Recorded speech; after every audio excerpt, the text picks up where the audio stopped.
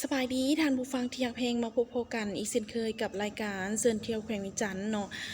มาพบกันในมื้อนี้ก็ถือว่าแม่นวันเสาร์ที่3เดือน3 2019กันแล้วท่านผู้ฟังกับข้าพเจ้าเนาะไก่สนแกจะปารับหน้าที่ดำเนินรายการให้ท่านผู้ฟังได้รับฟังกันอีกเช่นเคยจะมาพบกันในระยะทับอิฐของทางรายการแบบนี้ทางทีมงานรายการเซินเที่ยวแขวงวิจันทน์ของเราก็มีสถานที่ท่องเที่ยวอีกแห่งหนึ่งเนาะของแขวงวิจันทน์มานำเสนอให้ท่านผู้ฟังได้รับรู้กัน นั่นก็คือสถานที่ท่องเที่ยวอยู่ที่เมืองแก้วอุดมแขวงจันทน์ของเฮานี่เองท่านผู้ฟัง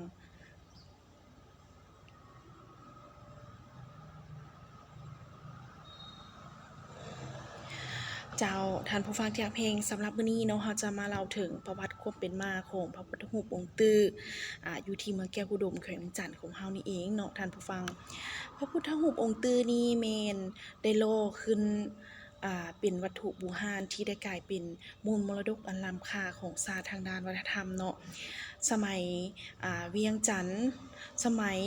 หม่เนาะรัชกาลของเจ้าไสสิทธาธิราชตามการเล่าสืบต่อกันมาได้หลายสิบคนแล้วคือสมัยนั้นเพิ่นได้แจ้งข่าวก่อสร้างวัดและพระพุทธรูปองค์ตื้ออยู่เวียงจันทน์ในเวลานั้นเนาะได้มีประชาชนทางเหนือเป็นต้นแม่นประชาชนชาวเมืองพวนได้มีจิตใจเลื่อมใส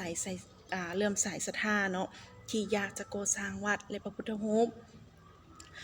ดังกล่าวจึงได้หิ้มโหมเอาวัตถุสิ่งของมีค่าจึงได้จัดตั้งกันเอาวัตถุสิ่งของนั้นมีค่าดังกล่าวเนาะลงเฮือเพมาตามสายน้ำเงิมด้วยความลำบากเป็นเวลาหลายเดือนเนาะท่านผู้ฟังในนั้นมีนายนาผู้เชี่ยวชาญในการปันโลพระพุทธรูปมาพร้อมพอมาหดจุดสายน้ำลิและสายน้ำเงิมพบกันเนาะท่านผู้ฟังจุดนั้นเมนบ้านสวนตาลในสมัยนั้นเลยพากันพักเศร้าอยู่วัดดังกล่าวและมีการปรึกษาหารือกันว่าจะเฮ็ดแนวใดย้อนสภาพมีการเปลี่ยนแปลงอาจจะเดินทางไปโตหาจุดมุ่งหมายก็เสียเวลาเนาะที่ขึ้นไปก็ขึ้นบ่ได้แล้วเพราะว่าหนทางยังยาวไกลจึงได้มีการตกลงกันว่าจะสร้างพระพุทธรูปไว้ในวัดดังกล่าวเพื่อเป็นสัญลักษณ์หรือว่าอนุสรณ์สถานเพื่อเป็นที่ระลึกนั่นเองท่านผู้ฟังเพราะว่าจุดประสงค์ของเพิ่นแม่นอยากสร้างพระพุทธรูปองค์ตื้ออยู่แล้วเนาะท่านผู้ฟังก็เลยได้เริ่มรอพระพุทธรูปจนสำเร็จและได้ตั้งใส่ชื่อว่าพระพุทธรูปองค์ตื้อนั่นเองพร้อมกันนั้นเนาะเพิ่นยังได้สร้างสิมใส่พรมและมีการเปลี่ยนชื่อส่วนต่างมาเป็นวัดองค์ตื้อให้เป็นบ่อนับถือเคารพบูชาของชาวพุทธทั้งหลายนับตั้งแต่นั้นจึงกลายมาเป็นวัดองค์ตื้อและพระพุทธรูปองค์ตื้อจนถึงปัจจุบันเนาะท่านผู้ฟังเจ้านั่นก็คือประวัติความเป็นมาของ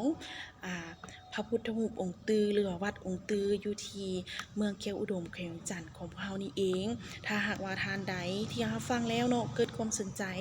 อยากไปเที่ยวไปชมไปสัมผัสกับวัดองค์ตื้อเนาะหรือว่าอยากไปสักการะบูชาก็สามารถไปได้อยู่ที่เมืองแก้วอุดมหรือว่าท่านใดที่ว่าบ่ฮู้หนทางจะไปเนาะสามารถโทรติดต่อสอบถามหน่วยงานโฆษณาการท่องเที่ยวของเราได้เนาะเรายินดีให้คำปรึกษาหรือว่าโทรมาเบอร์02028314028ได้ในโมงราชการสำหรับวันนี้ข้าพเจ้าไก่สนเกียรติจำปาพร้อมด้วยทีมงานผลิตรายการเซินเที่ยวแขวงวิจารณ์ต้องโหราท่านผู้ฟังไปโกนพบกันใหม่ในวันเสาร์หน้าเนาะเวลาเดิมกับนี้สำหรับอาทิตย์นี้ขอเอาใจพวกในท่านผู้ฟังทุกท่านจงมีแต่ความสุขดีลาไปก่อนสบายดี